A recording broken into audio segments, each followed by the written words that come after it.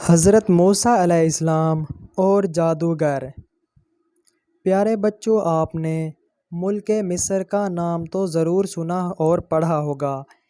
اس ملک پر ایک زمانے میں چرواہے بادشاہوں کی حکومت تھی۔ یہ لوگ اصل میں شام اور فلسطین کے رہنے والے تھے اور ان کا پیشہ گلہ بانی تھا۔ جب مصر خانہ جنگی کا شکار ہو رہا تھا تو ان لوگوں نے حالات سے فائدہ اٹھا کر مصر پر قبضہ کر لیا اور وہاں پر اپنی حکومت قائم کر لی۔ مصری لوگ ان دنوں دیوی اور دیوتاؤں کی پوجا کیا کرتے تھے۔ ان کے دیوتاؤں میں سب سے بڑا سورج دیوتا تھا۔ اپنے بادشاہ فرعون کو وہ سورج کا اوتار سمجھتے تھے، چنانچہ فرعون کی بھی پوجا ہوتی تھی۔ اہل مصر پکے مشرک تھے۔ اس وقت مصر میں ایک قوم بنی اسرائیل بھی رہتی تھی۔ آپ کو پتہ ہوگا کہ اسرائیلی کون تھے۔ اسرائیل حضرت یعقوب علیہ السلام کا لقب تھا، اس لیے ان کی اولاد بنی اسرائیل کہلاتی ہے۔ حضرت یعقوب فلسطین میں رہتے تھے۔ ان کے 7 بیٹے تھے، جن میں ایک حضرت یوسف تھے جن کو ان کے بھائی بڑی حسد کی نگاہ سے دیکھتے تھے۔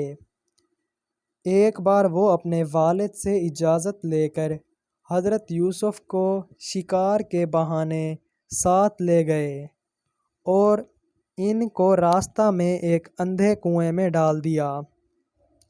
مگر جسے اللہ رکھے اس پر کوئی مصیبت نہیں آتی۔ چنانچہ اللہ تعالیٰ نے اپنی مہربانی سے اور قدرت سے ایک قافلہ جو اس طرف سے گزر رہا تھا، اس نے اس کنویں سے پانی نکالنے کے لیے ڈول ڈالا تو حضرت یوسف باہر نکل آئے اور آخر بگتے بگتے مصر کی حکومت کے ایک بڑے عہدے دار یعنی عزیز مصر کے پاس آ گئے۔ اس نے ان کے اپنے گھر میں بڑی عزت کے ساتھ رکھا، مگر عزیز مصر کی بیوی نے حضرت یوسف پر ایک جھوٹی تہمت لگا کر ان کو قید خانے میں ڈلوا دیا۔ مگر قید خانے میں تمام لوگ اور قیدی ان کو بڑی عزت کی نگاہ سے دیکھتے تھے، کیونکہ وہ جانتے تھے کہ حضرت یوسف نہایت شریف اور نیک انسان ہیں۔ اس زمانے میں مصر کے بادشاہ نے ایک عجیب و غریب خواب دیکھا، مگر دربار میں کوئی بھی آدمی اس خواب کی تعبیر نہ بتا سکا۔ چنانچہ ایک قیدی جو ابھی ابھی رہا ہوا تھا، اس نے بتایا کہ قید خانے میں حضرت یوسف نامی ایک نیک انسان خواب کی تعبیر بتا سکتے ہیں۔ چنانچہ عزیز مصر نے فوری طور پر ان کو جیل سے دربار میں بلایا اور ان کو اپنا خواب سنایا۔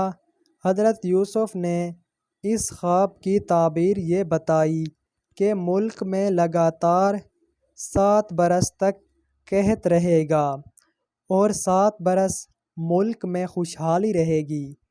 اس قحط سے بچنے کے لیے انہوں نے بادشاہوں کو تدبیر بھی بتائی۔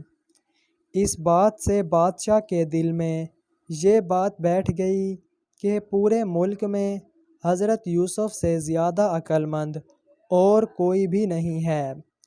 اسے یہ بھی معلوم ہو گیا کہ وہ بالکل بے قصور ہیں اور انہیں ناحق ہی قید رکھا ہے۔ چنانچہ اس کے فرمان کے مطابق انہیں رہا کر کے بڑی عزت اور احترام کے ساتھ دربار میں ایک اعلیٰ عہدہ پیش کیا گیا۔ حضرت یوسف کے حسن انتظام کی بدولت قحط کے 7 سالوں میں بھی مصر میں غلے کی فراوانی رہی، بلکہ ہمسایہ ملکوں کو بھی سستے بھاؤ غلہ فراہم کیا گیا۔ حضرت یوسف علیہ السلام کے بھائی بھی کئی بار خلا لینے کے لیے کنعان سے مصر آئے۔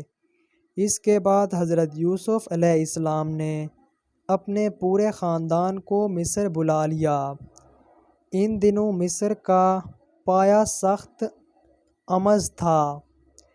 اس پایہ سخت کے کھنڈر قاہرہ کے جنوب میں کوئی 14 میل کے فاصلے پر ابھی بھی پائے جاتے ہیں۔ حضرت یوسف کے اپنے خاندان کے شاہ مصر کے مشورے سے پایہ تخت کے شمال کی طرف ایک سرسبز و شاداب علاقے میں، جس کا نام جشن تھا، بسا دیا۔